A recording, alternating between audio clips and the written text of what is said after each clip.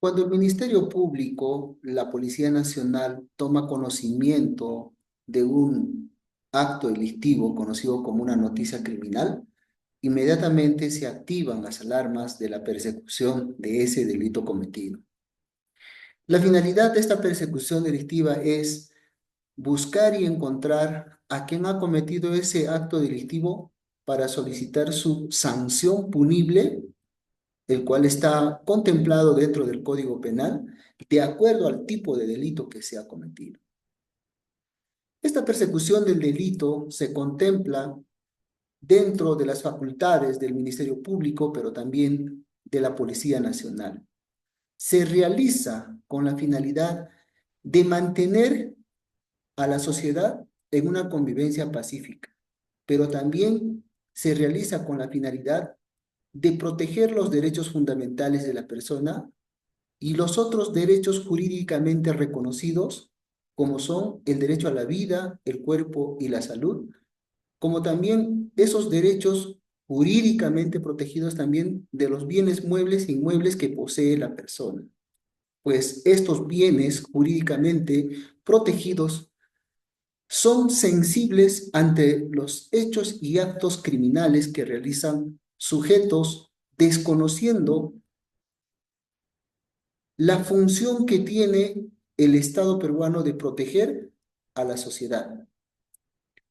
Entonces, vamos a ilustrar este tema con algunas láminas que he preparado para poder entender más a detalle en qué consiste esta persecución delictiva. Así, tenemos en este índice de contenidos, como por ejemplo, la intervención de la persecución, los intervinientes acerca de esta persecución delictiva, la actuación policial en la persecución del delito, las funciones que realiza la Fiscalía, que es una flagrancia delictiva, que es la detención preliminar judicial, que es la prisión preventiva, cuáles son los derechos del imputado, la persecución del delito propiamente, la derogación de la detención preliminar judicial, algunas conclusiones y por supuesto también algunas bibliografías. Empecemos con los principales actores de la persecución delictiva. Aquí tenemos como primer personaje que cuando conoce la noticia de un acto criminal, inmediatamente se constituye al lugar de los hechos. Me estoy refiriendo a la Policía Nacional mediante los efectivos policiales, quienes al tomar la noticia de los actos que se realizan por sujetos y que cometen estos delitos sancionados en el Código Penal, pues inmediatamente acuden al llamado de la sociedad. Es la Policía Nacional, en uso de sus facultades y atribuciones conferidas desde la Constitución Política del Perú, pero también dentro de sus reglamentos internos de su propia institución, quienes realizan esta actividad de intervención policial. Entonces he querido empezar con esta institución policial porque son ellos los primeros llamados a acudir. También acá tenemos que tener en consideración la actuación proporcionada desde las municipalidades, provinciales y distritales, que tienen ya conformados el Cuerpo de Seguridad Ciudadana, conformado por los serenos, quienes también frente al llamado de los vecinos pueden acudir en ayuda, en auxilio, en salvaguarda de la seguridad ciudadana. Es decir, este tuvo ahora un equipo ya hermanado para perseguir a la delincuencia, lo realiza entre la Policía Nacional y el equipo de seguridad ciudadana. Posteriormente, entra también aquí a tallar y se une a esta persecución la institución del Ministerio Público representado por los fiscales. Los fiscales tienen una ardua tarea conjuntamente con la Policía Nacional de perseguir constantemente hasta la última etapa del proceso a la delincuencia. Finalmente, tenemos al juez o a la institución del Poder Judicial representado por los jueces, quienes tendrán que dar un veredicto final sobre si es que aquella persona que está siendo perseguida por la ley se le tenga que considerar responsable de sus actos, dándole sanciones penales mediante sus resoluciones o también absolviéndole de los actos o de los hechos que se le está imputando. Entonces aquí estos personajes son importantes para la persecución del delito. Tenemos aquí a consideración lo siguiente: la actuación policial en la persecución del delito. Cuando un sujeto, una persona, es víctima de un agravio personal o de un agravio de sus bienes muebles o inmuebles, inmediatamente pone en conocimiento de la Policía Nacional. ¿Por qué no pone en conocimiento de la Fiscalía? ¿Y por qué sí pone primero en conocimiento de estos dos personajes, la Policía Nacional y el Serenazgo? Porque justamente la policía está adecuada para contribuir inmediatamente y asistir al llamado de nosotros que somos parte de la sociedad. Tanto la policía como el equipo de seguridad ciudadana se constituyen en el lugar de los hechos cuando nosotros solicitamos apoyo o auxilio, intervención, cuando está recabándose un acto delictivo por cualquier sujeto. La Policía Nacional tiene las atribuciones constitucionales, nuestra ley madre, nuestra ley macro, le ha dado esas facultades a la Policía Nacional para que cuando ante hechos delictivos tengan que acudir inmediatamente.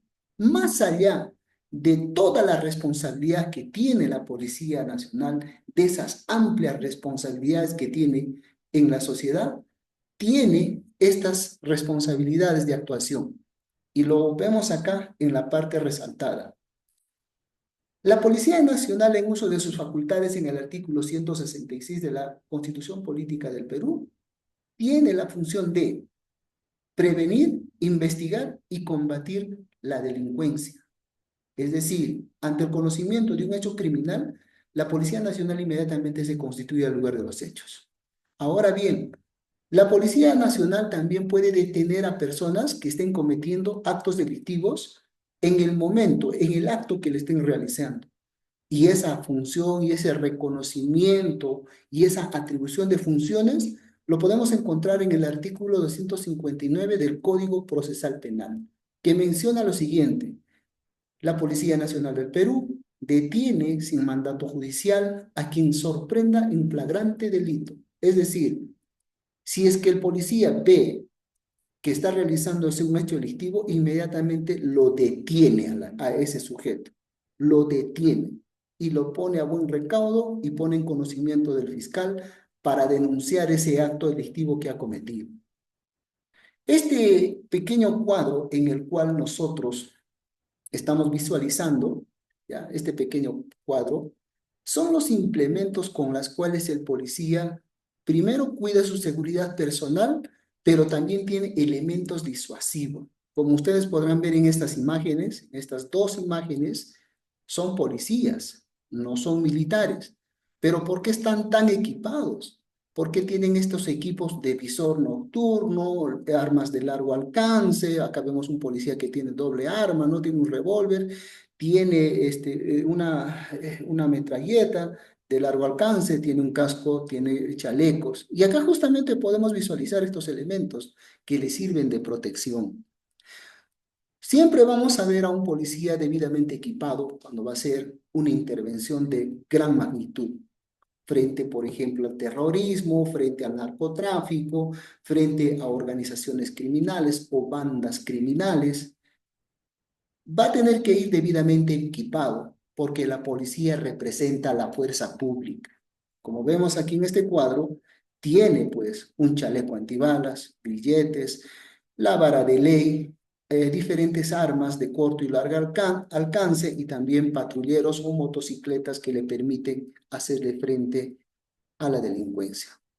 Ahora bien, nos preguntamos si nuestros hermanos de seguridad ciudadana se encuentran en igual nivel que la delincuencia. No, no lo tiene. Lastimosamente, las municipalidades no tienen ese presupuesto como para equiparar a nuestros hermanos de seguridad ciudadana, que son los serenos, para proporcionarles y dotarles de ese mismo equipo que posee la Policía Nacional.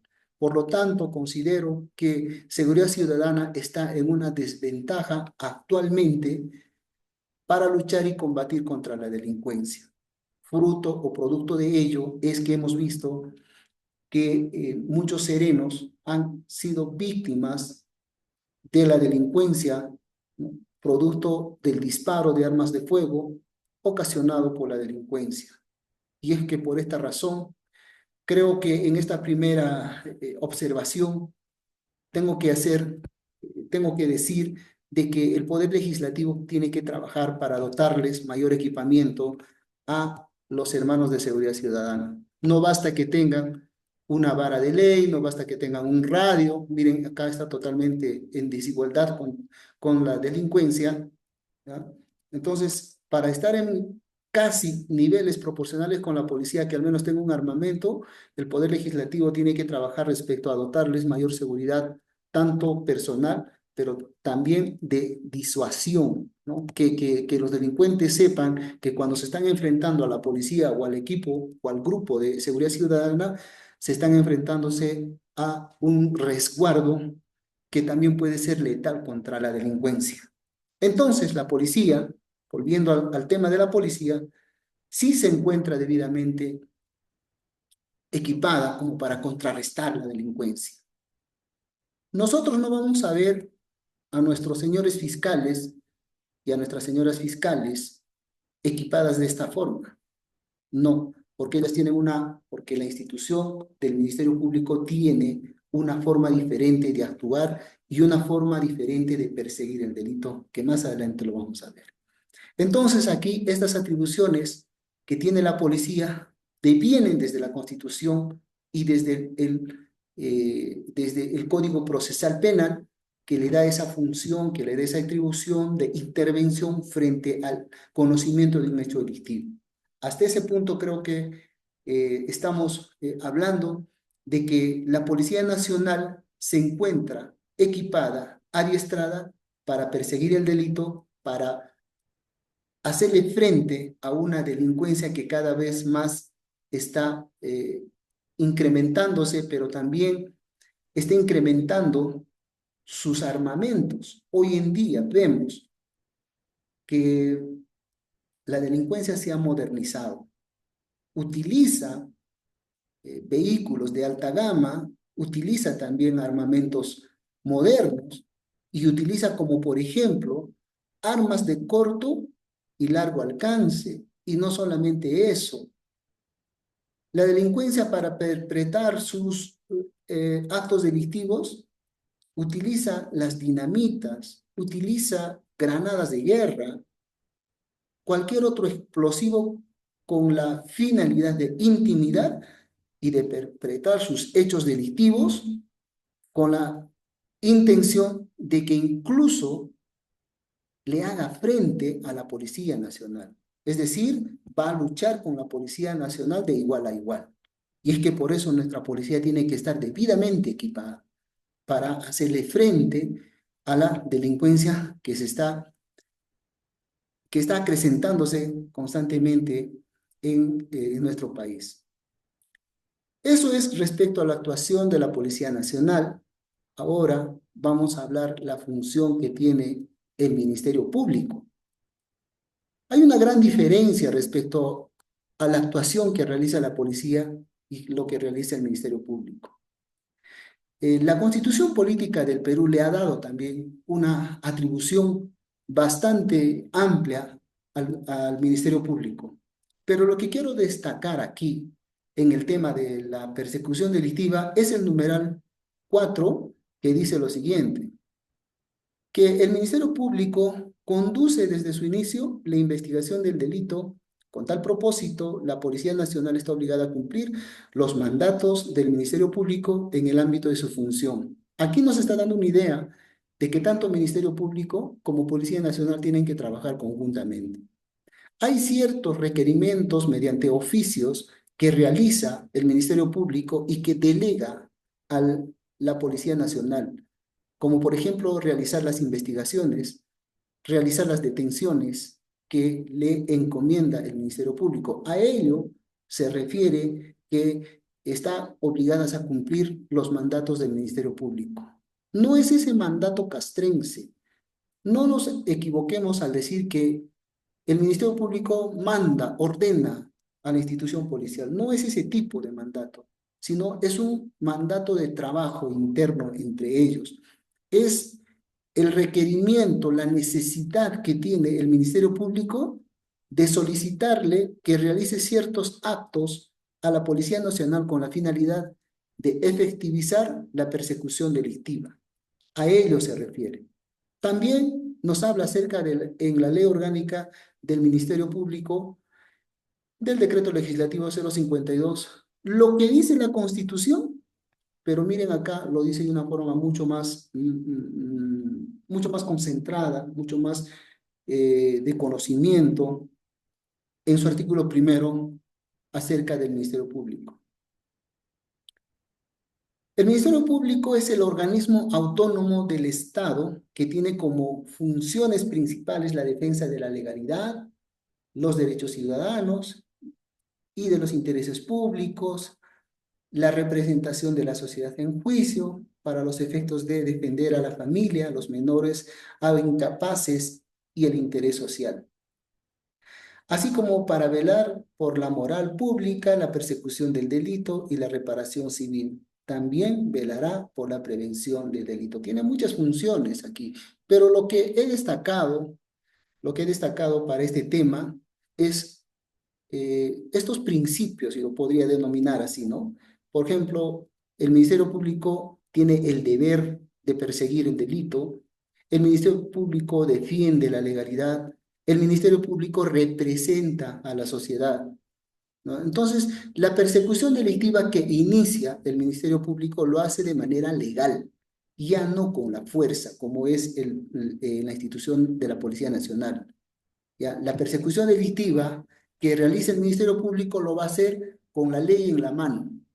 ¿Qué es lo que dice el Código Penal?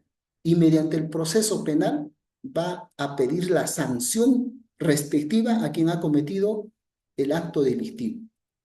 Este pequeño concepto acerca de la persecución del delito es importante y lo vamos a leer. Dice: la persecución del delito es la acción inmediata y oportuna que realiza el Ministerio Público y la Policía Nacional con la finalidad de identificar los actos delictivos que tendrán como consecuencia la imputación penal al sujeto o sujetos que hayan cometido los hechos delictivos. Su acción persecutora se funda en el Código Penal y el Código Procesal Penal, además de las normativas, de las directivas que tiene la institución en su ley orgánica del Ministerio Público. ¿Ya? Entonces, aquí la función básicamente del Ministerio Público es perseguir el delito, defender la legalidad y representar a la sociedad. Bien, este dúo dinámico importante que es la Policía Nacional y el Ministerio Público tienen como objetivo de investigar, buscar, encontrar, capturar y procesar a quien ha cometido un acto delictivo, ¿ya? Policía Nacional y Ministerio Público. Pero para ello, tanto el Ministerio Público como la Policía Nacional se valen de otros elementos importantes dentro del Código Procesal Penal. ¿Por qué?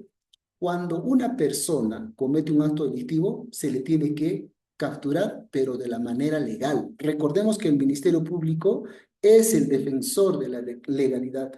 No puede detener a una persona de manera ilegal, sino tiene que capturar de manera legal. Entonces, ¿cuáles son esos procedimientos que utiliza, esos mecanismos, esos elementos que utiliza el Ministerio Público y también la Policía Nacional para perseguir el delito? Voy a empezar aquí. A ver, vamos a cuadrar primero esto. Listo. Voy a empezar acá con lo que está denominado en el Código Procesal Penal como flagrancia delictiva y que lo encontramos en el artículo 266, ¿ya? ¿Qué es una flagrancia delictiva? Hemos escuchado alguna vez. Una forma de cometer un acto delictivo, ¿ya? La flagrancia delictiva es aquello que cuando nosotros, como personas, como sujetos, o también la policía, ve lo que está realizando un sujeto. Estamos viendo cómo, por ejemplo, acá en esta lámina, cómo este sujeto está cometiendo un acto delictivo, un asalto a mano armada. Entonces, si el policía lo ve, en ese momento lo interviene, a ello se denomina flagrancia delictiva. Te encontré con las manos en la masa. Te encontré realizando el acto delictivo, ya con arma en la mano, apuntando a la cajera, le estabas quitando todo el dinero. Y aquí está, un bolso de dinero. Entonces, inmediatamente el policía le hace frente y le reduce, le captura. Para eso le sirven sus elementos, sus herramientas de trabajo que posee la policía, ¿no? Lo ingrilleta, lo reduce y lo detiene. Entonces, este concepto de flagrancia delictiva, ¿ya? Está en el artículo 166, nos dice lo siguiente. Dice, el sujeto es descubierto realizando el acto delictivo. El delincuente es sorprendido y no hay duda de su delito. Es que no puede haber duda porque lo estamos viendo, es in situ. Estamos viendo cómo este delincuente ha tomado un arma, ha entrado a un banco y está realizando un asalto. Y lastimosamente, para pena de él, es que lo ha visto pues un efectivo policial y procede a detenerlo. Sin embargo, también el Código Procesal Penal divide esta flagrancia delictiva en tres tipos de flagrancia, ¿ya? Aquí vemos flagrancia clásica, la cuasiflagrancia y la presunción de flagrancia. ¿Cuándo se denomina flagrancia clásica? Es una flagrancia que normalmente se ve. La flagrancia clásica es cuando el policía o nosotros mismos, como testigos oculares, vemos a una persona, a un sujeto realizando un acto delictivo, cometiendo un hecho delictivo. Entonces no hay duda de que este es responsable de estar realizando ese acto delictivo. A ello se denomina flagrancia clásica, ¿no? Es una flagrancia in situ, en el momento, lo está realizándolo. Pero ¿qué pasa cuando este sujeto, al escuchar las sirenas del patrullero, de la motocicleta, empieza a escapar? Lo que sucede es que es perseguido por la policía. Ya no es detenido en el lugar de los hechos, pero es detenido huyendo del lugar de los hechos.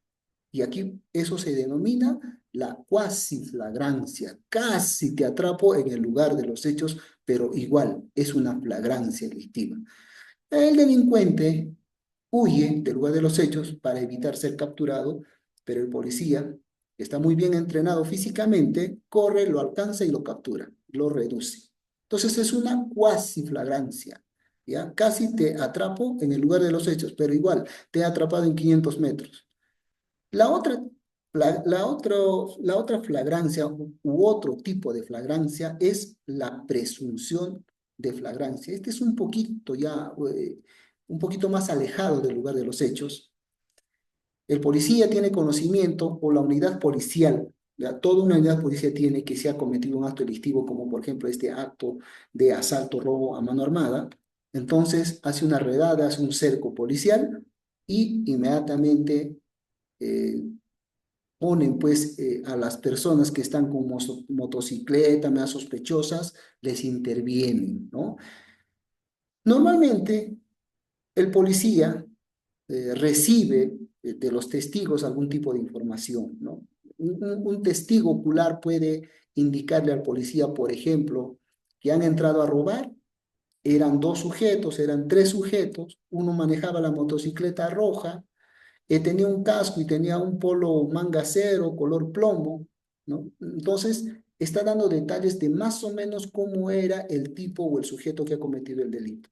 Y en la redada, todo aquel que calce en esa información va a tener que ser retenida momentáneamente, solicitada su documento de identidad. Asimismo, van a realizar un registro personal. ¿Ya? Entonces, todo ese trabajo un poco más amplio, que no este sujeto está siendo intervenido en el lugar de los hechos, no está siendo intervenido en el lugar de los hechos, sino, por decir, ha sido intervenido ya a 500 o 600 metros del lugar de los hechos. Pero, eh, finalmente, al hacer ese registro personal, encuentran ciertos elementos de prueba que podrían dar a entender de que esta persona que está siendo registrado aquí es quien ha cometido este acto delictivo. A ello se le denomina presunción de flagrancia. Es presuntamente el sujeto que ha cometido el delito y se presume por los elementos que se le ha encontrado. Se le ha encontrado un revólver, una pistola, navaja, el dinero, ¿ya? El dinero ahí se le encontraba. Entonces, al hacer las indagaciones, que el policía es experto para eso, resulta pues que se presume que este sujeto haya participado en este hecho delictivo. ¿Sigue siendo flagrancia? Sí, sigue siendo flagrancia. Y a ese tipo de flagrancia, en la cual ha sido capturada una persona ya lejos del lugar de los hechos, se le denomina presunción de flagrancia. ¿Por qué? Porque hay elementos que están probando esa flagrancia o ese delito que ha cometido. Entonces, esos elementos ayudan a corroborar que se ha cometido un acto delictivo. Una vez que se ha detenido a la persona, una vez que se han encontrado los elementos de prueba dentro de la flagrancia delictiva, termina el trabajo de la Policía Nacional acá momentáneamente. Termina y pasa a la esfera del Ministerio Público. Miren, nuestra fiscal aquí ya no tiene ese equipo policial, ¿no? No tiene todo este equipo que estamos viendo aquí. Nuestro fiscal, nuestra fiscal, es una persona diferente, tiene una medalla, representante del Ministerio Público, y lo que va a hacer ahora nuestra fiscal es aplicar la ley. ¿Cuál será el delito que tipificará nuestra fiscal?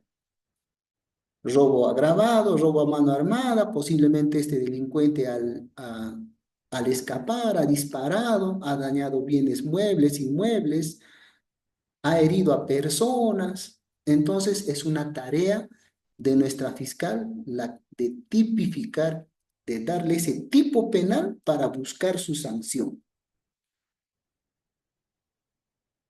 El artículo 266 menciona que una detención judicial en caso de flagrancia, ¿ya? Una detención judicial en caso de flagrancia va a requerirle el fiscal al juez. Nuestro fiscal, al tener conocimiento de estos hechos delictivos, lo que va a hacer es aplicarle y ampliarle la detención. Recordemos que una persona puede ser detenida 48 horas en la dependencia policial. Culminado esas 48 horas, y si no hay acusación, esa persona tiene que ser puesta en libertad. ¿Ya? Para evitar eso, nuestra fiscal, en uso de sus atribuciones y sus facultades, va a realizar lo siguiente. El fiscal, para la realización de los actos de investigación, puede requerir, como también no puede requerir, al juez de la investigación preparatoria dentro de las 24 horas de producida la detención efectiva por la Policía Nacional, la emisión del mandato de detención judicial hasta por un máximo de 7 días y 10 días, según sea el acto delictivo que se ha cometido. 7 días por peligro procesal, 10 días por organización criminal. O sea, si este sujeto pertenece a una organización criminal, lo que le corresponde son 10 días de detención. y haber sido capturado en flagrancia delictiva, ¿no? Entonces, nuestra fiscal aquí, al momento de que toma conocimiento de la captura de este sujeto, lo que va a hacer la fiscal es solicitarle, es requerirle al juez de la investigación preparatoria que se le tenga que detener a esta persona durante 7 o 10 días, según sea el caso o el tipo de delito. ¿Ya? Esto. Fíjense que aquí nuestra señora fiscal no utiliza la fuerza. Nuestra señora fiscal no tiene pues chaleco antibalas, pistola, vara de ley, grilletes. No utiliza. Nuestra señora fiscal va a utilizar la ley, el Código Penal, el Código Procesal Penal, también invocará de repente algunas otras normas legales que le ayuden a que este delincuente, este sujeto encontrado en flagrancia delictiva, no escape. Muy bien. Entonces, terminado la función de la Policía Nacional, ahora entra al Ministerio Público.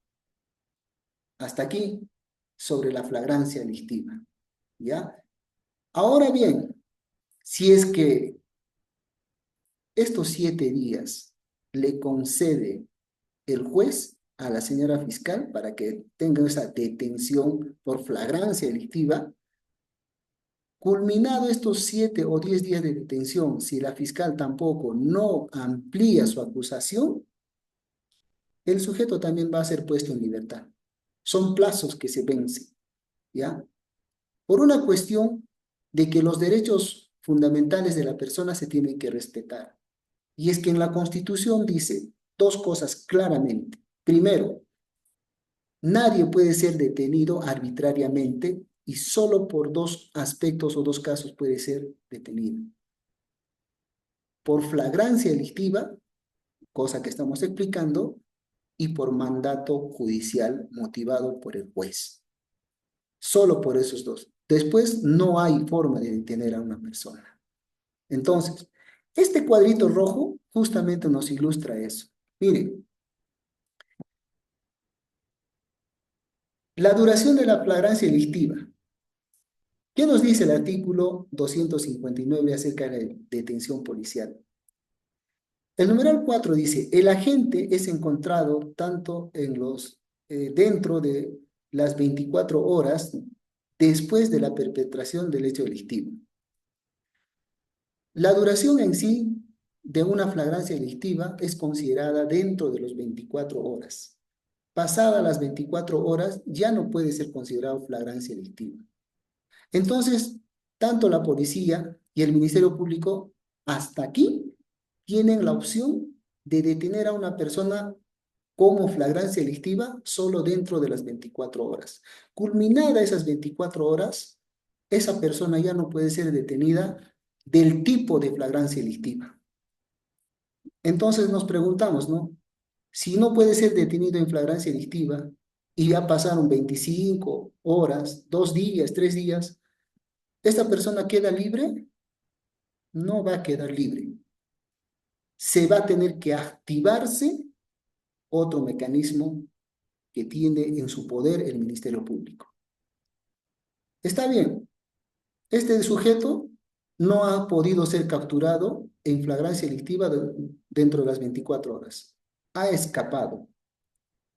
Y si nos metemos en la mente de un sujeto criminal, nosotros sabemos que cuando un sujeto comete un acto criminal, ¿qué es lo primero que hace?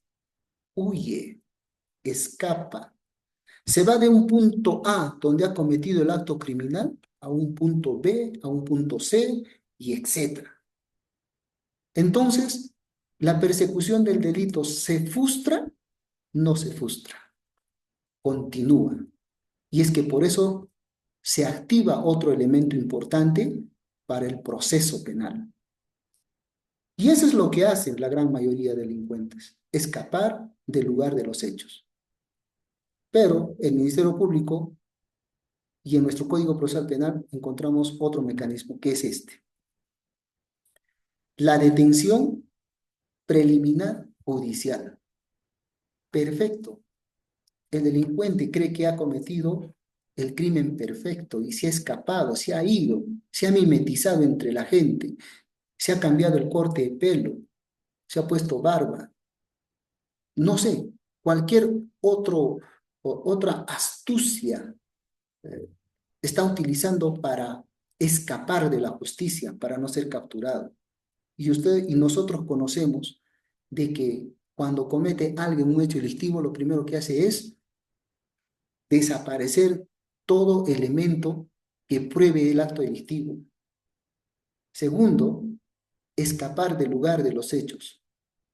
Tercero, confundirse entre las personas, cambiarse de nombre, trata de cambiarse de nombre, trata de cambiarse de su fisionomía, porque sabe que le van a capturar tarde o temprano. La detención preliminar. No se pudo detener a esta persona en flagrancia delictiva, pero ahora se activa la detención preliminar. ¿Y cómo funciona la detención preliminar? ¿Qué nos dice el artículo 261 del Código Procesal Penal? Numeral 1. El juez de la investigación preparatoria a requerimiento del fiscal. Fíjense que acá ya es un trabajo fiscal. Nuestra Policía Nacional hizo un buen trabajo y ahí quedó.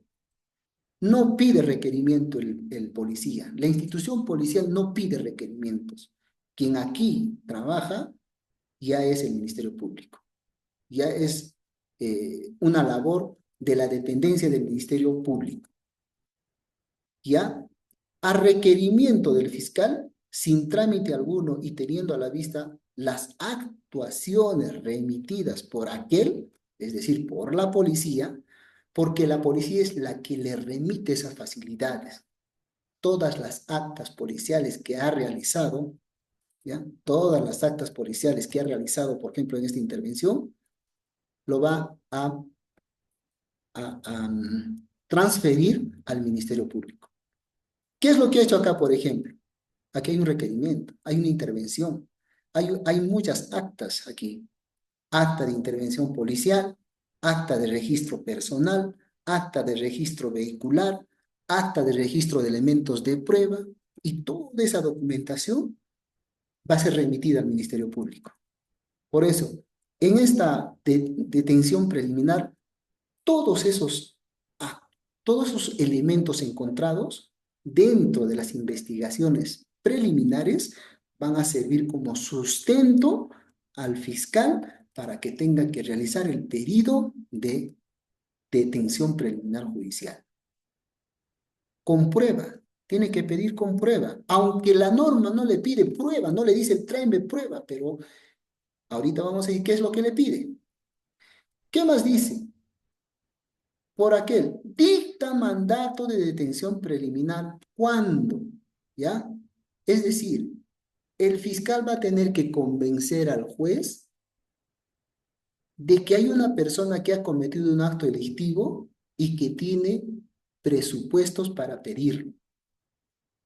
¿Cuáles son esos presupuestos? No se presente un supuesto de flagrancia delictiva.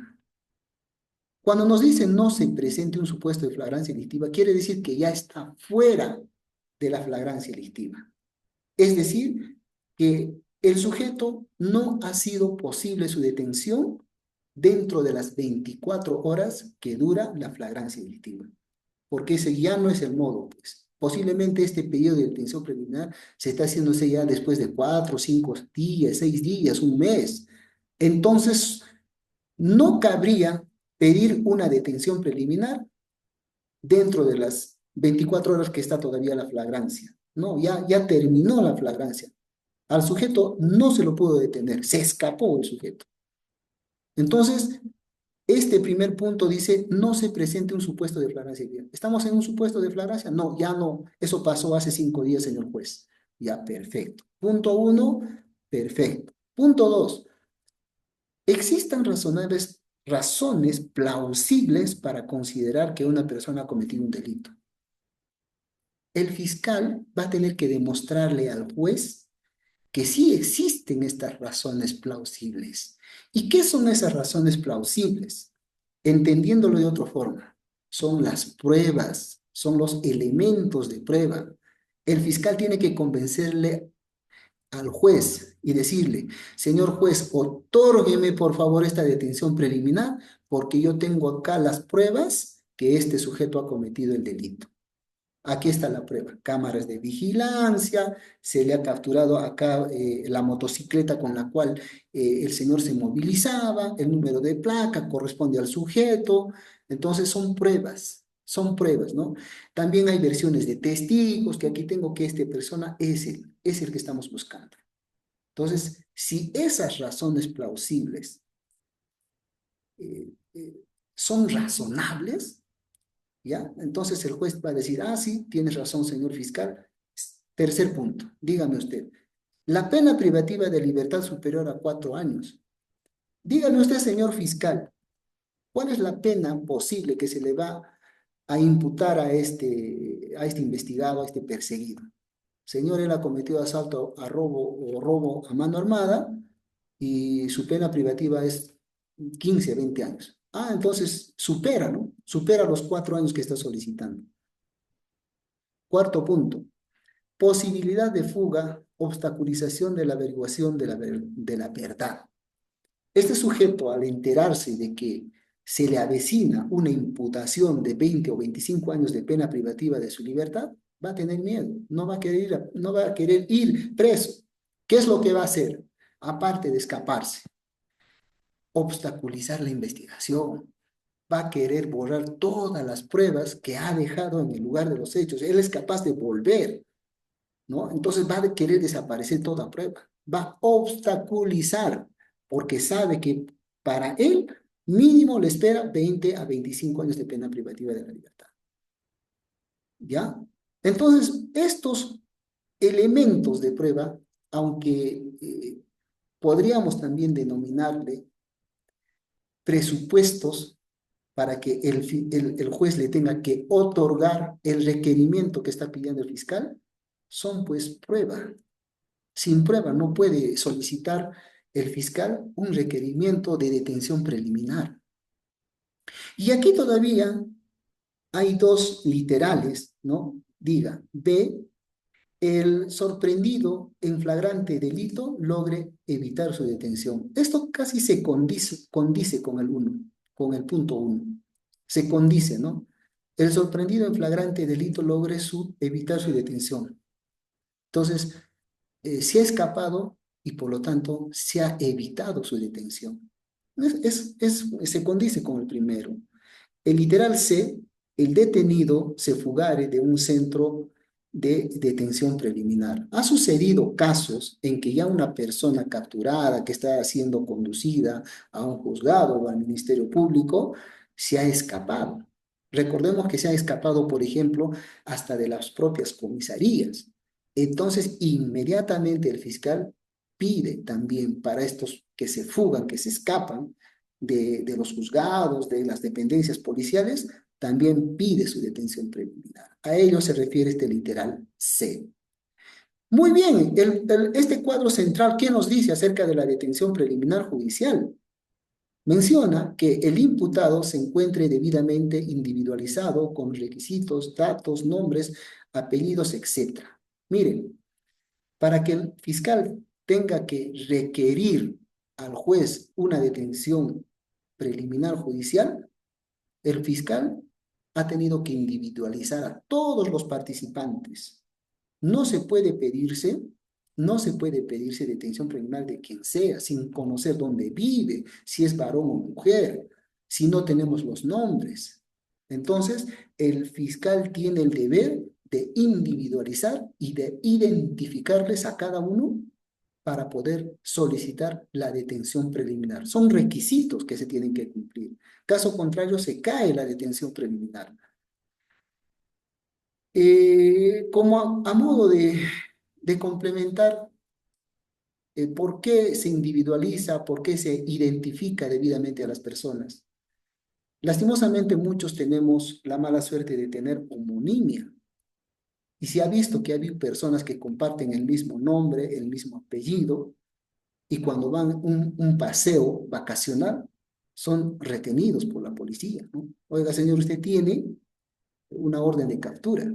¿Cómo que? Yo soy Juan Pérez, señor. Sí, pues Juan Pérez está siendo buscado por la ley y tiene una detención preliminar en curso. Así que me acompaña a la comisaría y le ponen a conocimiento del fiscal. Le malograron las vacaciones.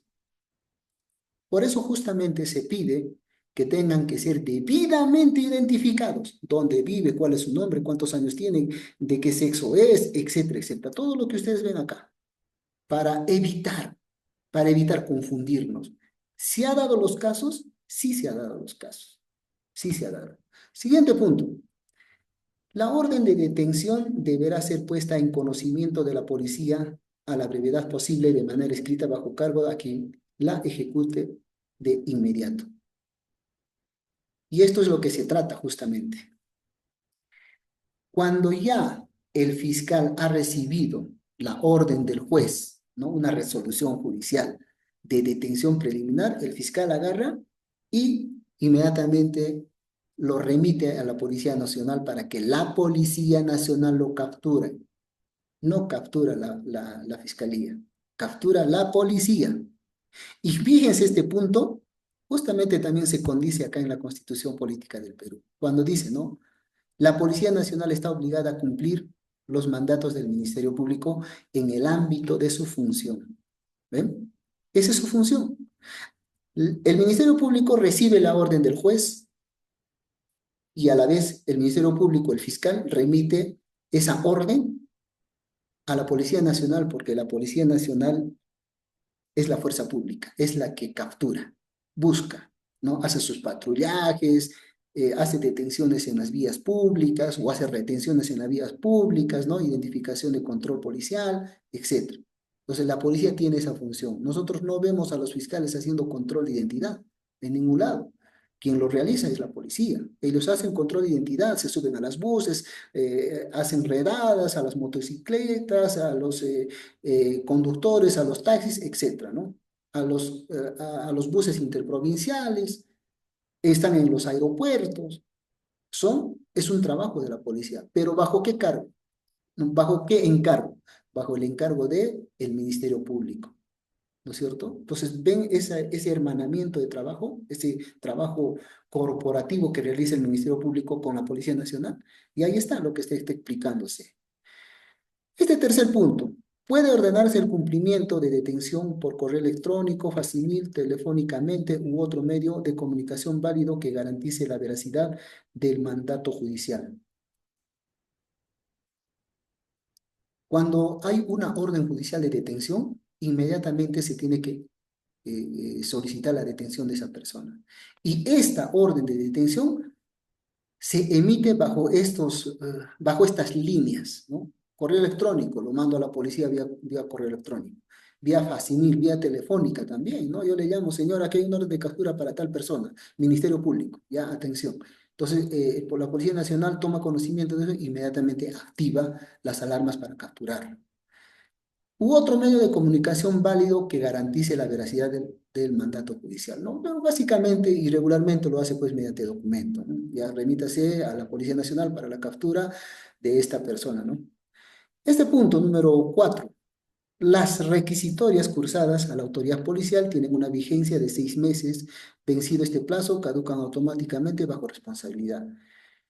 Hay ciertos delitos que tienen fecha de caducidad, delitos que, por ejemplo, no superen los 3, 4 años, lo que está solicitando, y que su petición de captura son 6 meses. Si en 6 meses no logran capturarlo, se borra del sistema. Ya no haya orden de captura, ¿no? Entonces, quien tiene la obligación de constantemente estar poniéndolo en captura y entrarlo al sistema de capturas es el Ministerio Público. No se capturó en 6 meses, entonces hay que renovarlo. No se capturó en otros 6 meses, tiene que renovarlo hasta que se le ubique. A eso se refiere este punto. Finalmente, dice, la vigencia de la requisitoria para los casos de terrorismo, espionaje, tráfico ilícito de drogas, robo agravado, extorsión, no caducan hasta la efectiva detención de los requeridos. Bueno, mala suerte, ¿no? Aquellos delincuentes ya muy avesados, muy organizados, que cometen actos delictivos mucho más graves, para ellos, una vez requerido por el fiscal y otorgado por el juez la detención preliminar, pues esa detención preliminar no van a caducar. ¿Para quiénes? Para los que son, para los que actúan dentro de nuestra sociedad, como por ejemplo el terrorismo. No va a caducar su orden de detención preliminar. No va a caducar para los que practican el espionaje.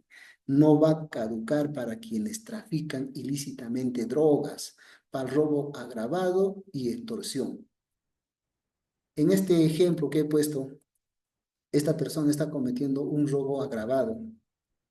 No va a extender, no va a expirar su pedido de detención preliminar. Va a continuar hasta su captura, en caso que haya escapado. ¿Ya? ¿Y qué nos dice más? Bueno, esto ya queda explicado. Ahora vamos a hablar acerca de los plazos de detención que están dentro del artículo 264. La detención preliminar dura también tiene su caducidad, también tiene su vencimiento. La detención preliminar dura 72 horas para delitos comunes, ¿no? Delitos menores, y algunos fiscales han denominado a estos delitos como delitos de bagatela, pues, ¿no? Te detienen 48 horas, 72 horas y después lo sueltan. Eso dice la ley, eso dice la norma. Contra eso no se puede hacer nada, pues. Luego, 10 días para crimen organizado. O sea, hay 10 días de detención preliminar para quienes cometen crimen organizado o para que son parte de un crimen organizado. 15 días para quienes cometen tráfico de drogas, terrorismo, espionaje, tráfico ilícito de drogas, etc. Miren, va en aumento las detenciones preliminares judiciales. Ahora bien, si estas detenciones preliminares, culminado, por ejemplo, a un sujeto, el juez le ha otorgado 15 días de detención preliminar al fiscal. Lo han capturado, lo llevan a la comisaría y lo detienen ahí por 15 días. Terminados esos 15 días, si es que ya no hay acusación por parte del fiscal, sale libre y tiene que ser puesto en libertad. Lo dice la norma, así es. Quien realiza esto, obviamente, no es pues el fiscal nunca va a decir, oh, ya ha terminado ya tu detención y te vas, no. Puede haber abuso también de poder.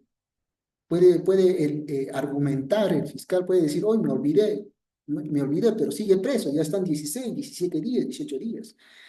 Quien tiene aquí la función de solicitar su libertad es su abogado defensor. El abogado defensor está atento a que se culminen estos días, inmediatamente pide su libertad, ¿ya? El fiscal. Ahora bien, ¿qué sucede cuando hay una detención preliminar? Cuando hay una detención preliminar, sabemos que ya hay razones plausibles, es decir, hay ciertos elementos de comprobación que este sujeto ha cometido el acto delictivo. Y ahora, ¿qué sucede? ¿Qué sigue? Lo que va a seguir normalmente en un proceso penal es que el fiscal tenga que requerir al juez ahora una prisión preventiva. Culminado esto, vamos a pasar a una prisión preventiva. La prisión preventiva es muy amplio para explicar. Actualmente, fiscales, abogados, jueces están constantemente dialogando, discutiendo acerca de la aplicación de la prisión preventiva, porque la prisión preventiva representa un agravio hacia la persona, hacia el sujeto investigado.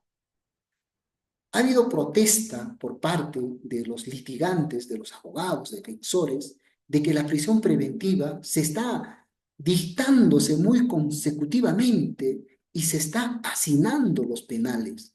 Y por lo tanto se debe implementar otros medios menos gravosos que la prisión preventiva.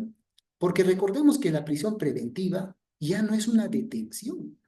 La prisión preventiva es una prisión de 9 meses hasta 36 meses, hasta 48 meses, con la prórroga de plazos.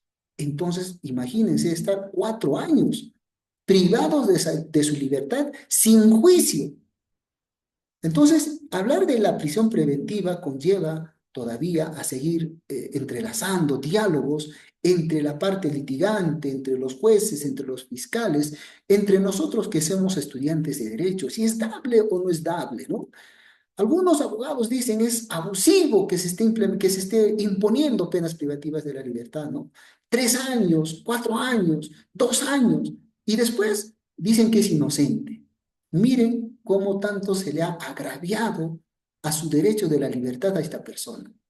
Entonces, por lo tanto, se sigue actualmente conversando sobre ese tema, ¿ya? Y vamos a explicar acerca de esta prisión preventiva, que como vuelvo a repetir, ya no estamos hablando de detenciones de 72 horas, de 3 días, ¿no?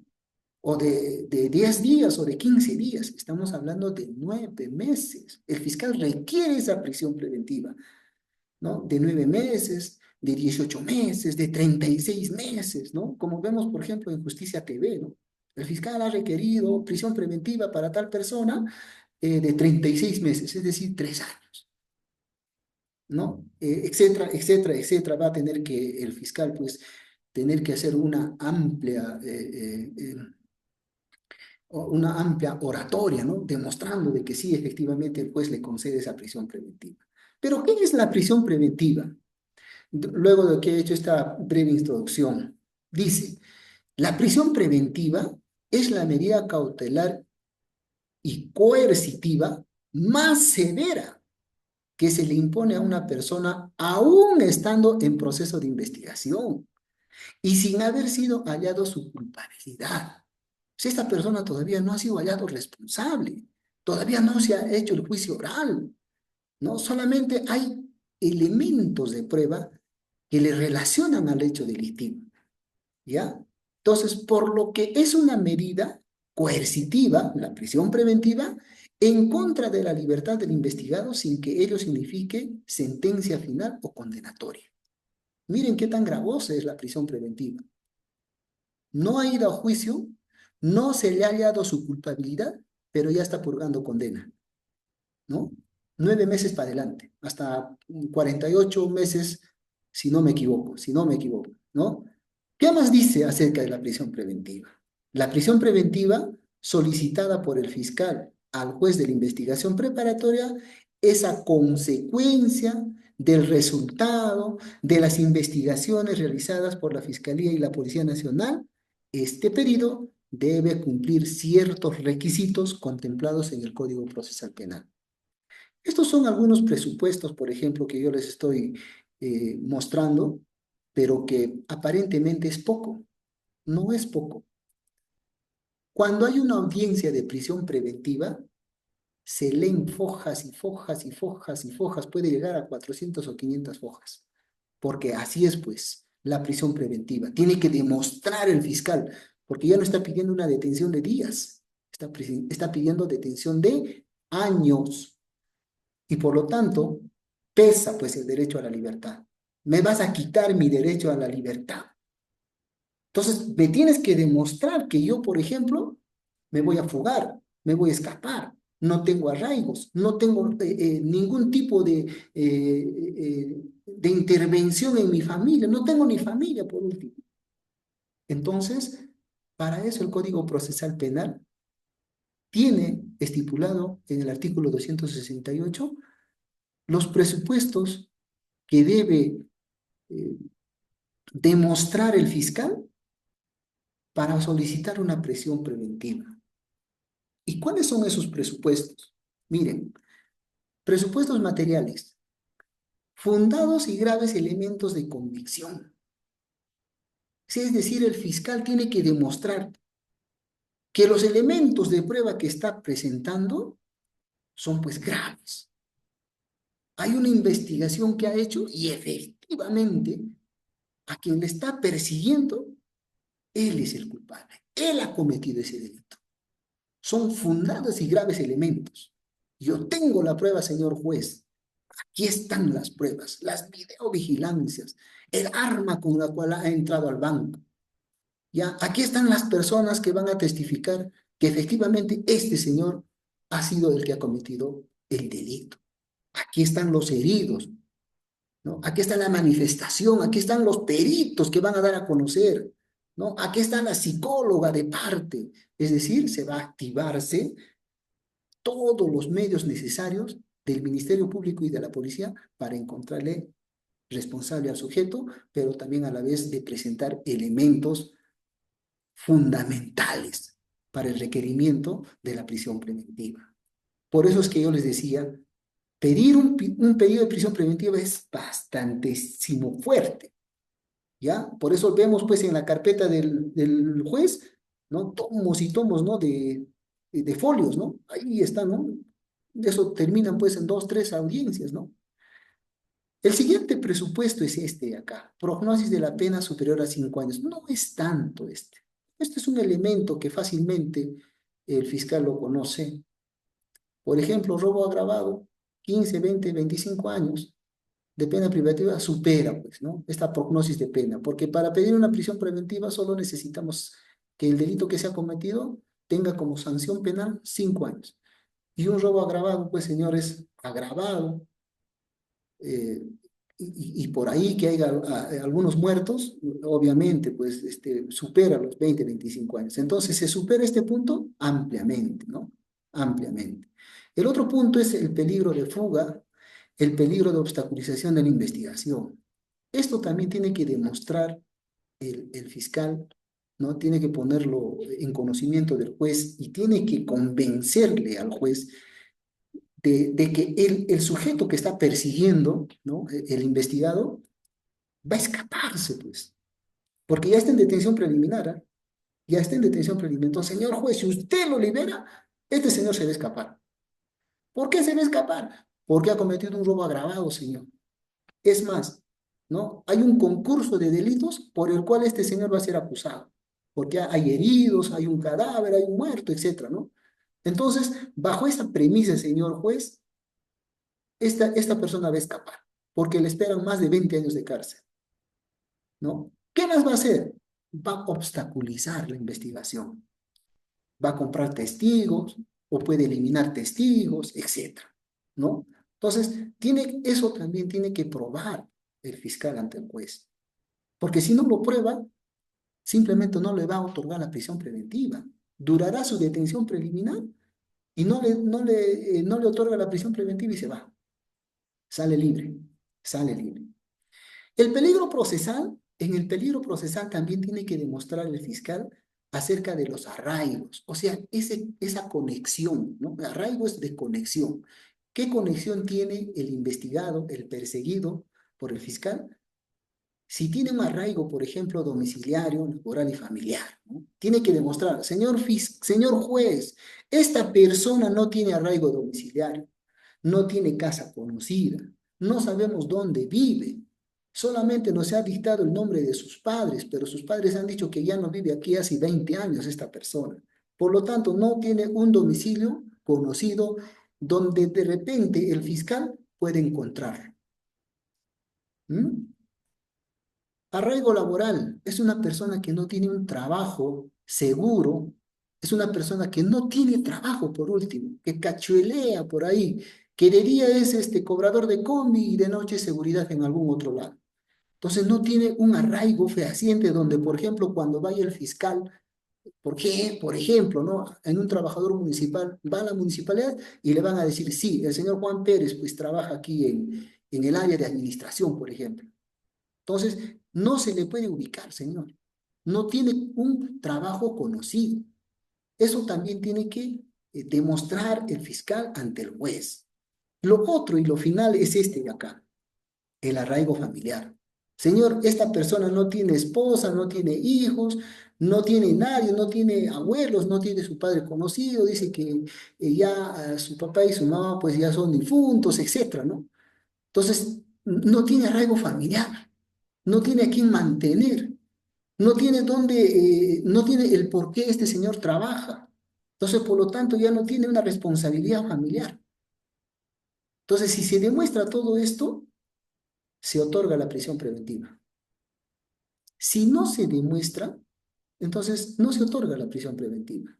Ahora bien, este acuerdo plenario ya El acuerdo plenario, pues, es el consenso de muchos jueces y también de muchos eruditos del derecho penal, del derecho procesal penal, ¿no? Que se mencionaba, lo que yo les mencionaba, ¿no? Hay demasiada, pues, protesta acerca de la imposición de la pena privativa, ¿no? De la prisión preventiva, ¿no?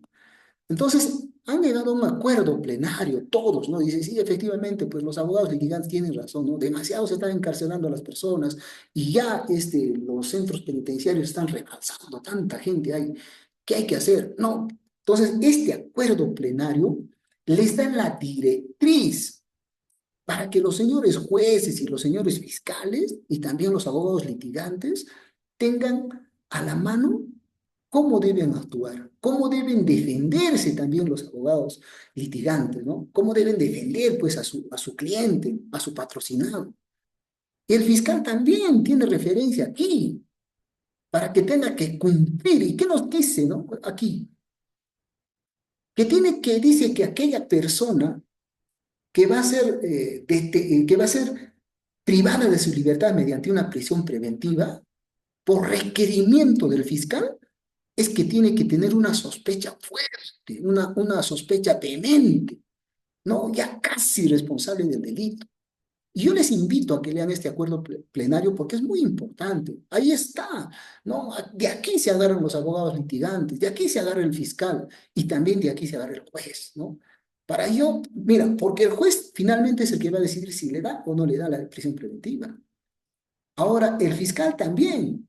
El fiscal va leyendo este acuerdo plenario, va a decir, yo tengo que demostrarle al juez de que efectivamente mis pedidos de prisión preventiva es formal, es legal. Y cumple los elementos.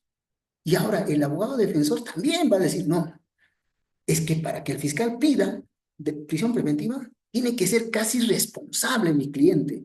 Y si no es casi responsable, pues no le van a dar la prisión preventiva.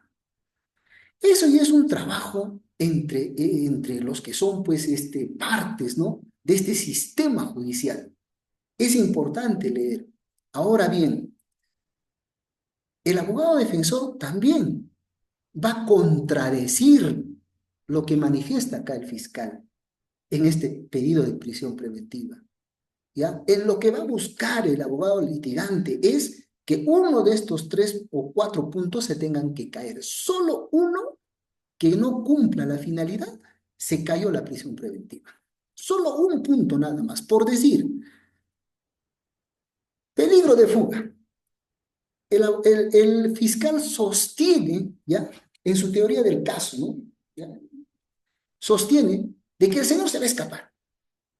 ¿Por qué? Porque tiene familiares en Miami, tiene familiares en Bolivia, en Chile, y él se va a escaparse. Tiene la facilidad, señor. Es más, él tiene de repente una empresa de transporte. Ya, tiene la facilidad para que se escape. Pero ¿qué es lo que va a decir acá el abogado defensor? Le va a contradecir, porque recuerden que nosotros estamos en un sistema penal contradictorio y garantista. La oportunidad, la igualdad de armas, ¿ya? Estamos en una igualdad de armas. Lo que dice el fiscal va a ser contradecido por el abogado defensor. Y en este caso, ¿qué es lo que va a decir? Señor juez, yo no estoy de acuerdo con lo que dice el señor fiscal. Palabras de un abogado defensor.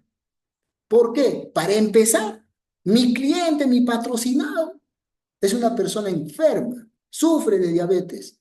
El señor, a causa de esa enfermedad, tiene amputadas los 2 pies. ¿Cómo es posible que pueda decir el señor fiscal que se va a escapar?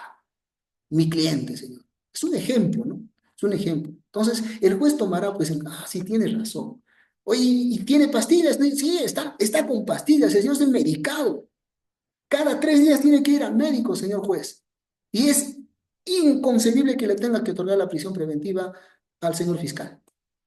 Entonces, es una defensa férrea, ¿no? Que se realiza entre el fiscal y el abogado defensor. Entonces, el fiscal calcula y dice, bueno, una persona enferma, tiene los pies amputados, se cayó.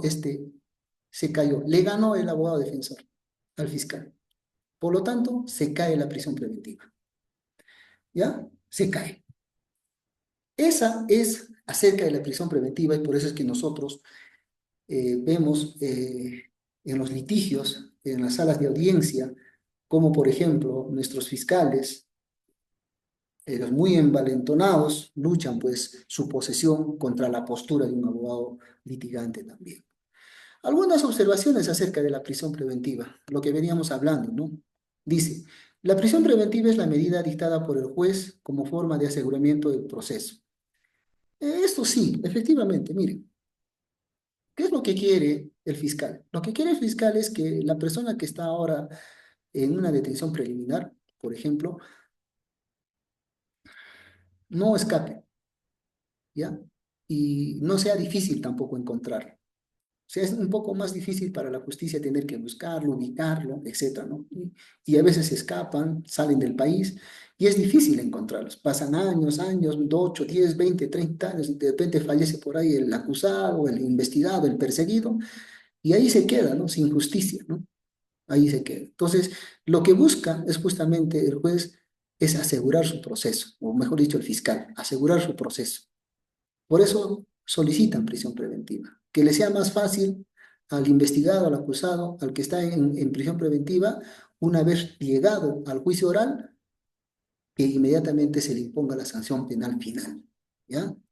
Su aplicación debe ser excepcional, y eso también lo van a encontrar aquí en este acuerdo plenario, ¿ya? Su aplicación debe ser excepcional. La regla es que el procesado enfrente su juicio en libertad. Solo en última ratio debe aplicarse la prisión preventiva. ¿Por qué se dice que su aplicación debe ser excepcional? Porque tenemos pues otras medidas menos lesivas. Acá abajo está. ¿Ya? No, no es necesario, dice la regla, dice, ¿no? Toda persona, sin tener que vulnerar su derecho fundamental de la libertad, pero eso no significa que también evada a la justicia, tiene que afrontar su responsabilidad en libertad. Tiene que afrontar en libertad. Entonces, la imposición de una prisión preventiva tiene que ser excepcional, como lo dice aquí el acuerdo plenario, ¿no? Cuando ya el investigado es casi responsable, ¿no? No, 80% ¿quién es el responsable? Aquí están las pruebas. Solo tal vez en esos casos se puede imponer pues una prisión preventiva y demostrado, ¿no? Todos estos presupuestos materiales y procesales. Solo ahí. Caso contrario, no pues, no se puede imponerse una prisión preventiva. La regla es que el procesado enfrente su juicio en libertad, obviamente, ¿no? Pero acá es reprochable este término, ¿no? Porque el fiscal dice lo siguiente, no, señor, si va a afrontar en libertad, se va a escapar, se va a irse, me va a obstruir mi proceso. Entonces, por ahí hay un choque, ¿no? Un choque de conceptos, un choque de ideas, ¿no? Por ahí dice, no, pues señor, pero la regla es pues esta. La regla penal es que todo investigado enfrente su juicio en libertad. Solo cuando ya encontramos este casi responsable y en última ratio, solo ahí le imponemos pues una prisión preventiva. Y para eso están los presupuestos, ¿no es cierto? Entonces, muchas personas ya adultas a veces que tienen algún tipo de enfermedad también, ¿no? Ya por humanidad también, ¿no? Por humanidad, dice que otras medidas menos lesivas se les puede imponer, ¿no? Unas medidas coercitivas personales. ¿Y cuáles son esas medidas? En vez de ponerle una prisión preventiva, se le puede poner una detención domiciliaria, ¿no? Una detención que esté detenida dentro de su domicilio, sin salir de su domicilio. Bueno, pues al menos ahí tiene la asistencia de sus familias, ¿no? Su esposa, hijos, hijas, etcétera, ¿no? Familiares que le pueden visitar. Es una detención menos lesiva, ¿no? Y la otra es la comparecencia simple o restringida. Hace poco, el señor expresidente Martín Vizcarra se quejaba en las redes sociales de que no podía viajar a pasar fin de año al norte del país y que le había prohibido el juez. Esa es una medida restringida. Bueno, puedes salir de tu casa, porque no es detención domiciliaria, pero no te ausentes de tu lugar, por decir, ¿no? Creo que vive en Moquegua, entonces no te vas a ausentarte. Ahí te quedas. No sales ni vía ferroviaria, ni vía aérea, ni vía terrestre. Tú te quedas ahí, no tienes, porque si sales te detienen, lo van a detener. Entonces, esa es una medida coercitiva. No puede salir, no puede salir. Impedimento de salida, ¿no? Peor, pues, no vas a poder salir fuera del Perú. Tienes impedimento de salida, ¿no? Tienes que acudir al juzgado cada 15 días, cada un mes, ¿no? Depende de la sentencia que te han puesto, pues. Son, pero medidas menos lesivas, pues, que una prisión preventiva. Porque una prisión preventiva implica que el investigado tenga que ser llevado a un penal, tenga que ser llevado, o sea, ya es un preso, pues. ¿Cuál es la diferencia de un preso que está ya con condena justa, ¿no? Con una condena ya otorgado firme? ¿Cuál es la diferencia con el que está con prisión preventiva? Si están en el mismo penal.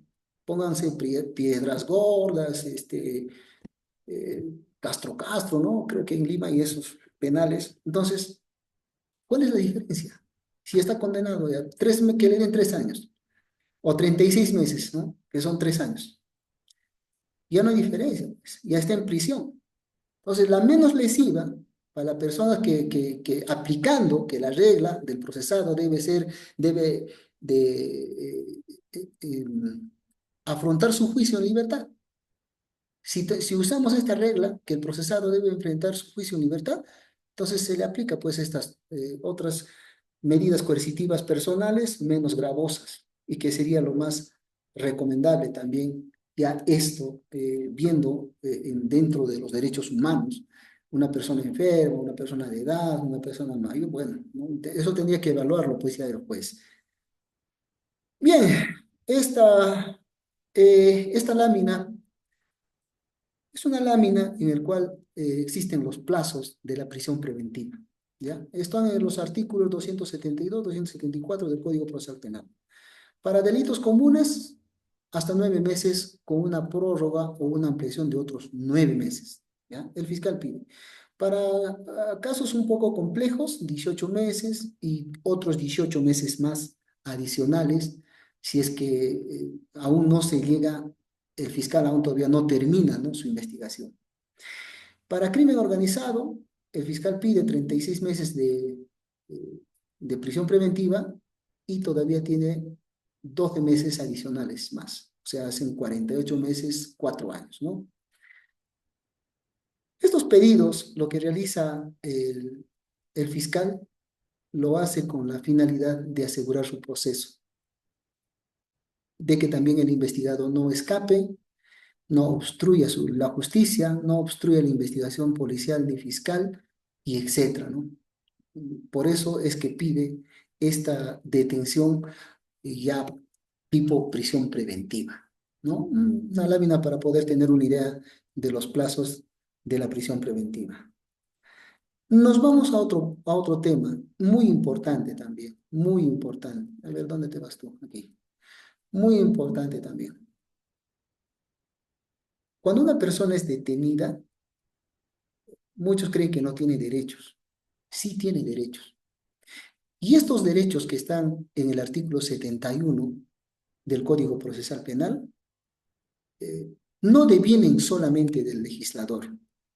No es que solamente al legislador le ha dado la gana de decir, bueno, les vamos a darle algunos derechos pues a los detenidos. No, no, no, no, no. Este artículo 71 tiene una fuente legal internacional. ¿Y saben por qué?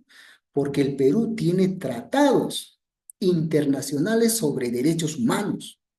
Se devienen pues desde la Declaración Universal de Derechos Humanos, los pactos, ¿no? Los derechos civiles, políticos, económicos de la persona, los tratados internacionales, el Pacto de San José, etcétera, y desde la Constitución Política del Perú.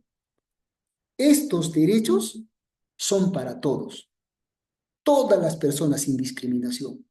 Estos no son derechos para imputados de aquellos, por ejemplo, si es que son detenidos personas que trabajan en la administración pública, ¿no? Ellos tienen corona, a ellos no se les puede imputar delito, no, señor. Miren, una detención policial en flagrancia, una detención policial,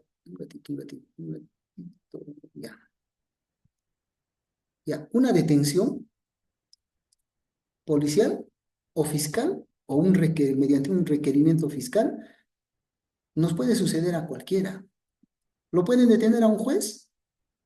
Sí, lo pueden detener a un juez, si es que, si es que comete algún acto delictivo.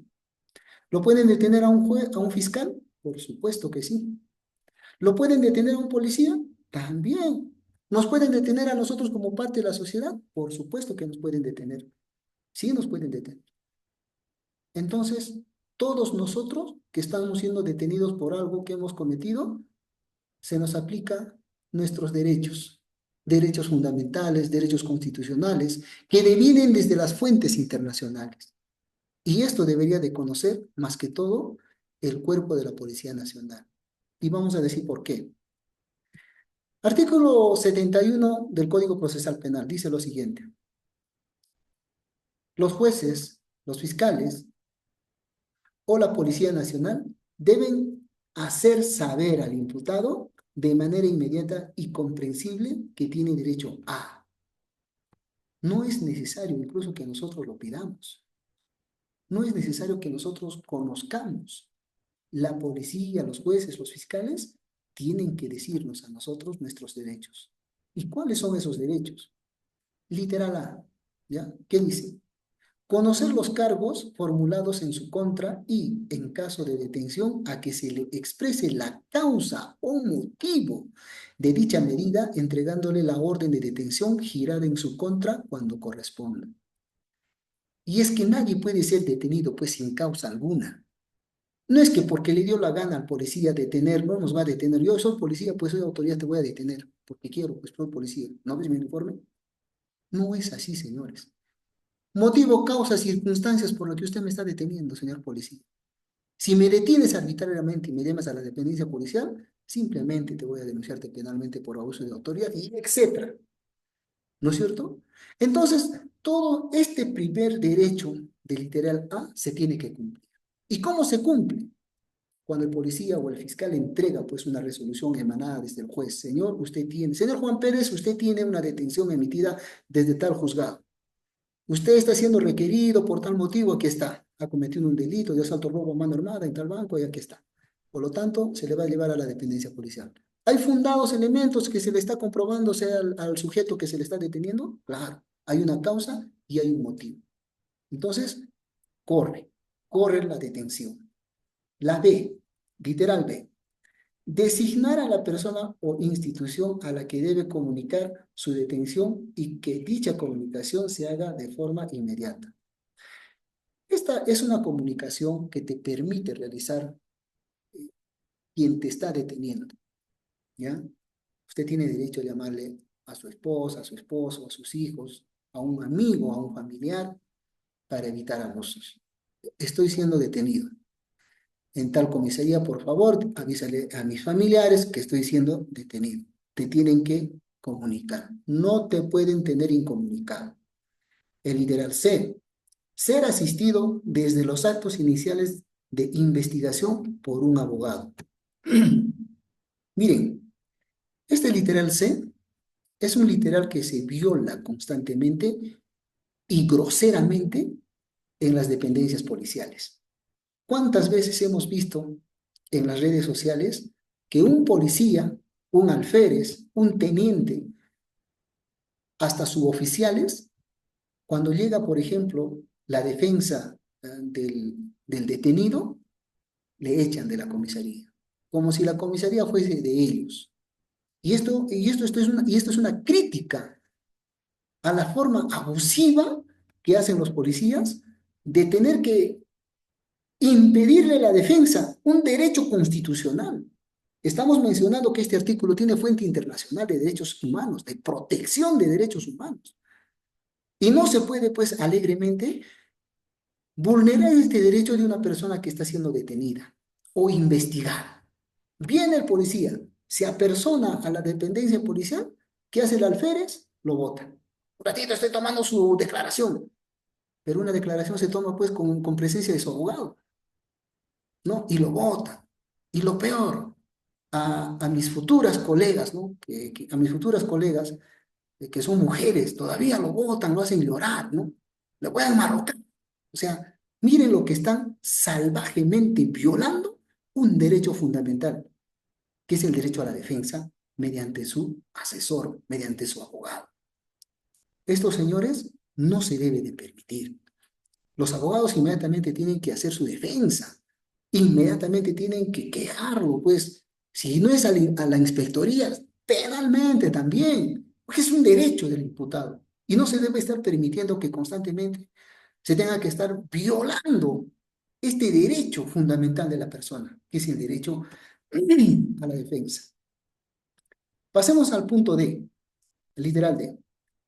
Abstenerse a declarar y si acepta hacerlo, a que su abogado defensor esté presente en su declaración. ¿Ven? Ahí está. Tiene que estar presente su abogado. Ese es un trabajo que realizan todos los abogados, señores, señores policías, señores de las comisarías. Acá claramente lo dice el artículo 71, que cuando acepta declarar, ¿ya? Entonces tiene que estar en presencia de su abogado. ¿Ya? Aquí está. Defensor que presente su declaración y en todas las diligencias en que se requiere su presencia. Miren, abstenencia a declarar. Yo tengo un criterio personal sobre este tema. Algunos dicen, ¿no? El que calla, otorga. Y efectivamente, pues, esto de que no voy a declarar, voy a guardar silencio, puede ser un arma de doble filo, incluso puede ser perjudicial para el investigado. ¿Cuándo yo puedo guardar silencio? En una redada me capturan, me llevan a la dependencia policial y yo digo, oye, pero ¿por qué me estás trayéndome acá? Yo no sé. Y inmediatamente el policía empieza, ¿no? A redactarse la declaración, ¿no? La declaración del investigado, del detenido. Ahí está. Señor, ¿de qué me está usted deteniendo? A ver, dígame su nombre, sus generales de ley, nombre completo. Pero señor, yo no sé de qué me estás deteniendo. Dígame usted, justifíqueme la causa o motivo de mi detención. Si no la conoces, no declares. Porque ¿de qué vas a declarar? Si eres inocente. Por ahí se han confundido. Una homonimia, por ejemplo. No, yo no voy a declarar, yo no sé nada. Dice que hay uno que se llama igual que yo y voy a declarar. O sea, no, no. Entonces, tengo derecho a guardar silencio hasta que se me esclarezca el motivo por el cual yo he sido detenido. Ahí sí tengo para tener que quedarme mudo. Pero si es que decido declarar por algo que, por ejemplo, a mí se me está acusando, entonces que sea con presencia de mi abogado. Lo dice la norma, artículo 71, Código Procesal Penal, señores. Con presencia del abogado. ¿Eh? La norma está clara. Literal E, que no se empleen en su contra medios coactivos, intimidatorios o contrarios a su dignidad, ni a ser sometido a técnicas o métodos que induzcan o alteren su libre voluntad o a sufrir una restricción no autorizada ni permitida por la ley. No pueden utilizar mecanismos de fuerza, más que todos los policías, ¿no? No pueden utilizar, pues, no, tortura. Te van a meter al agua, te van a atar las manos, te van a colgarte del techo, habla, tú eres el culpable, responde. No pueden utilizar eso. Eso está proscrito, señores, desde la fuente de los derechos internacionales o desde la fuente de la protección de los derechos humanos, eso está proscrito. Lo único que te pueden hacer es engrilletarte y ponerte pues a las supuestas salas de meditación.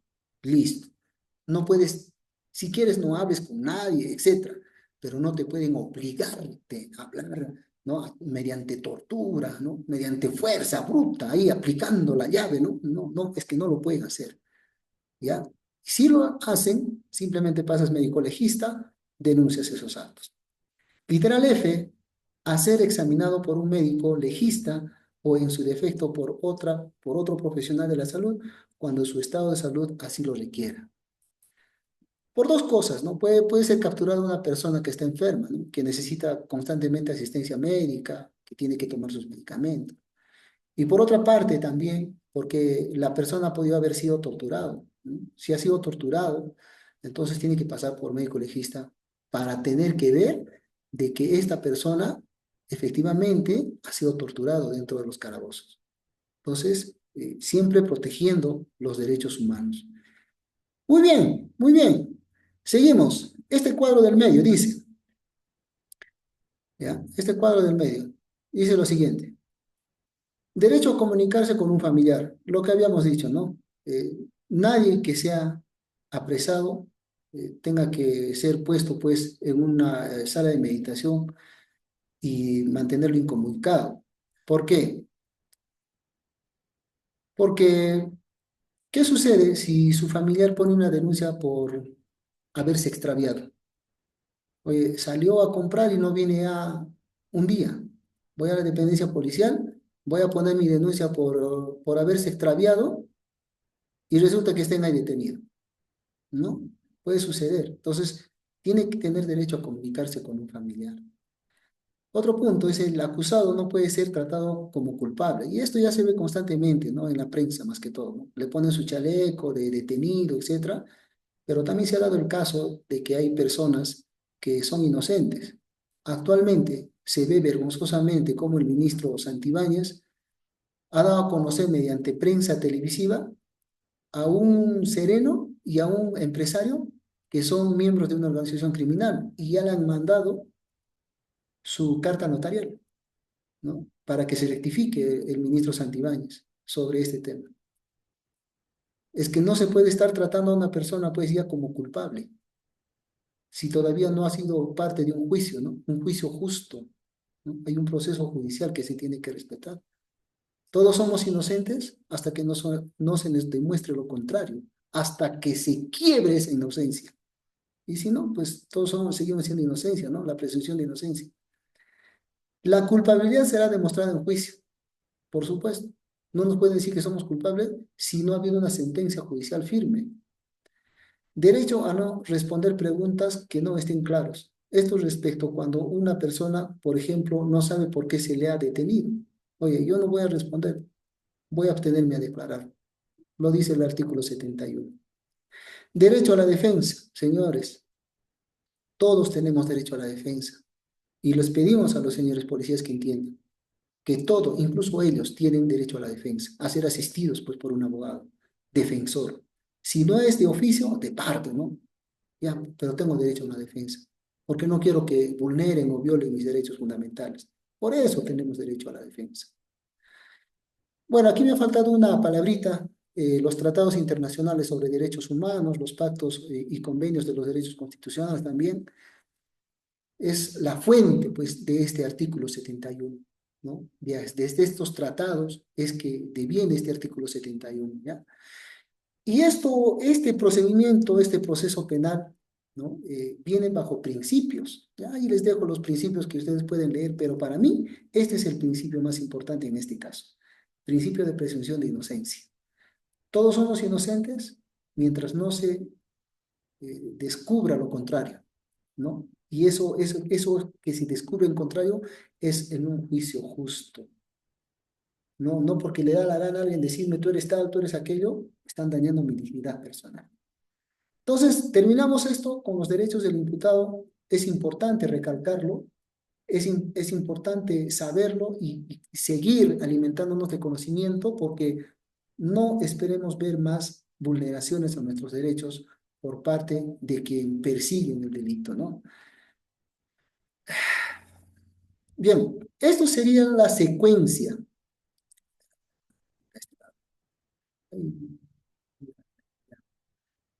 Esta sería la secuencia. Esta sería la secuencia de la persecución del delito. Flagrancia delictiva, detención preliminar judicial, prisión preventiva y finalmente una pena privativa de la libertad impuesto por un juez. ¿Ya? Esta sería la secuencia. Si es que un sujeto dentro de una flagrancia delictiva no es capturado, se activa inmediatamente la detención preliminar. Dado la detención preliminar, el fiscal tiene la opción de solicitar prisión preventiva, cumpliendo ciertas formalidades y requisitos, los presupuestos procesales, para tener privado de su libertad durante 9 o 48 meses, ¿no? Que es lo que dura la prisión preventiva. Finalmente, terminado la prisión preventiva, ya en un juicio oral, el término del juicio, el juez determinará si esa persona es responsable y por lo tanto se le va a imponer una privativa de la libertad, lo que corresponda según el delito que ha cometido. Esta es una secuencia. Iniciado la flagrancia, lastimosamente no se pudo capturar al sujeto que ha cometido el delito, ha fracasado la flagrancia delictiva, se activa la detención preliminar. Detención preliminar, entra a la prisión y finalmente la pena privativa de la libertad. Ahora bien, ¿qué pasó? Ya, ahora sí. Ahora bien, hace poco, el año 2024, ¿ya? Aquí tenemos la fecha, ¿no? En Lima, a los 18 días del mes de noviembre del año 2024, se ha derogado este literal A del artículo 261. Y aquí está, ¿no? Mediante esta ley, la 32.181. Señores, la persecución del delito se tiene que seguir implementando, se tiene que seguir mejorando. El tener que derogar este literal A, si leemos los otros literales secuentes, ¿no? Que es la B, la C, todos han caído. Porque gracias a este literal A, es que la persecución del delito continúa, señores. Miren, lo que dijeron nuestros congresistas del Poder Legislativo. Única derogación. Se deroga el literal A, es decir, todo esto del numeral 1, aquí está el numeral 1 del artículo 261 del nuevo Código Penal, decreto legislativo 957. Comuníquese a la señora presidenta para su promulgación. ¿Y qué creen que han hecho? Le han quitado herramientas de coerción personal, de persecución del delito al Ministerio Público y a la Policía Nacional. Les han quitado esta herramienta. No puede ser posible que nos hayan quitado todo esto, señores, y ahora tengamos que únicamente trabajar en flagrancia delictiva. Y ya se está viendo, están tratando los policías, el Ministerio Público, de demostrar al juez de que esta persona está siendo capturada en flagrancia delictiva. Y como ya hemos visto, la flagrancia delictiva solo tiene una vigencia de 24 horas. Una vez culminada la flagrancia delictiva, si el sujeto que ha cometido el acto delictivo se escapa, ya fue pues. Ya no podemos detenerlo preliminarmente porque se ha derogado casi todo este artículo 261, que es lo único que les faltaba decir. Se deroga todo el artículo 261. Entonces, saltarnos desde la flagrancia delictiva hasta la prisión preventiva, eso es un trabajo formidable que tendría que hacer todos los fiscales, ¿no? El Ministerio Público está de cabeza actualmente. Entonces, sin este eslabón de esta secuencia, hay una obstrucción a la persecución del delito. Claramente se nota esa persecución. ¿Por qué? Porque ha sido derogado. Y actualmente, hasta esta fecha, que estamos 2 de febrero del año 2025, todavía no se ha repuesto este literal A. Cosa que sí, ya algunos congresistas han reconocido ese error de decir que sí, pues se nos fue. También los congresistas somos humanos y nos podemos equivocar. Qué fácil es para ellos decirlo, ¿no? Mientras nosotros, la sociedad y hasta ellos mismos estamos propensos a la delincuencia. Si no lo capturan en flagrancia delictiva, se acabó. No se le puede detener. Se acabó, señores. Y es por eso ahora mismo el aumento de la delincuencia, el aumento de los extorsionadores, los sicarios, ¿no? Los asaltos en moto, los asesinatos, los que están poniendo granadas y dinamitas en la puerta de los centros comerciales, de los pequeños negocios. Está justamente por esto, porque nos se ha quitado, porque les ha quitado pues al Ministerio Público y al Código Procesal Penal este artículo. Prácticamente es todo, ya no sirve nada. Ni la A, ni la B, ni la C no sirven nada, y esos literales, porque la principal era este de acá. ¿Y qué decía?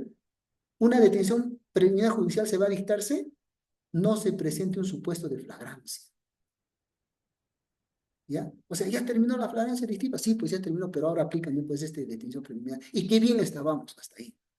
¿no? Se podía combatir la delincuencia. Y lastimosamente, esto ha sido derogado por el actual Congreso y la señora presidenta, Dina Ercilia Boluarte Segarra, actualmente no la repone. Y ya está en carpeta. Y no lo repone, no le da la gana, pues algo tendrá, algo esconderá. Bueno, llegamos a las conclusiones. Mis conclusiones personales son estas. La Policía Nacional persigue al delincuente. Y hemos visto, ¿no?, que está equipado, tiene elementos de resguardo, etcétera, y ellos son los que persiguen. Nuestros fiscales no. No tienen chalecos, casco, vara, revólver, ellos no le agarran al delincuente y le golpean, no le hacen frente, no, no. Es la Policía Nacional quien persigue al delincuente. ¿Qué hacen nuestros fiscales? La Fiscalía persigue el delito, aplica la norma, aplica el código penal, código procesal penal, ¿no? Aplica y pide su sanción al juez. Segundo punto, la policía aplica la fuerza pública, la fiscalía aplica la ley. Bueno, me adelanté, me ganó la emoción. La policía aplica pues la fuerza pública, ¿no? Bajo todos esos elementos que tiene, le hace frente a la delincuencia y nuestros señores fiscales van a aplicar la ley con sanciones punitivas seguramente. Finalmente, el Ministerio Público representa a la sociedad. Bueno, este punto lo he puesto para yo dar mi opinión personal, y es esta. En algunos diplomados que he llevado, he escuchado muy educadamente a ciertos fiscales que dan esta cátedra del derecho penal y procesal penal, decir de que no se equivoquen porque el fiscal no es tu abogado, es lo que dicen, ¿no? Y yo la verdad me he quedado un poco frío y decir, ¿cómo que no? Sí, los fiscales sí son nuestros abogados. No porque yo lo diga, porque lo dice la Constitución Política del Perú. Sí, aquí está, aquí están. Tres, representa los procesos judiciales a la sociedad. Representa en los procesos judiciales a la sociedad. Justamente acá representa a la sociedad. Ellos nos representan, porque cuando nosotros somos víctimas de un agravio, de un delito que se comete en contra de nosotros, nosotros acudimos al Ministerio Público, no lo podemos hacer de forma personal. Nosotros no le pedimos al juez, señor, pídame detención preliminar, señor, está en flagrancia, señor, prisión preventiva, yo le voy a pedir. No, yo no pido. El sujeto, los que somos víctimas, no solicitamos. Lo solicita el fiscal que representan al Ministerio Público, porque lo dice la Constitución, representan a la sociedad, ¿no? Y acá también lo dice, ¿no? Representan a la sociedad en juicio para los efectos de defender a la familia, a los menores e incapaces y el interés social. Entonces, yo creo que ahí hay un pequeño error, ¿no?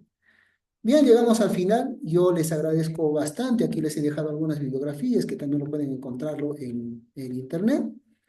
Mi nombre es Teófilo Gado Carvajal, soy estudiante de Derecho y he hecho este pequeño video, un amplio video creo, con fines de que la justicia en nuestro país tenga que ser con la finalidad de resguardarnos la seguridad de todos nosotros y de que se tenga que conducir un juicio justo, recto, para prevención y cuidado de todos nosotros. Muchas gracias por su atención, será hasta otra oportunidad.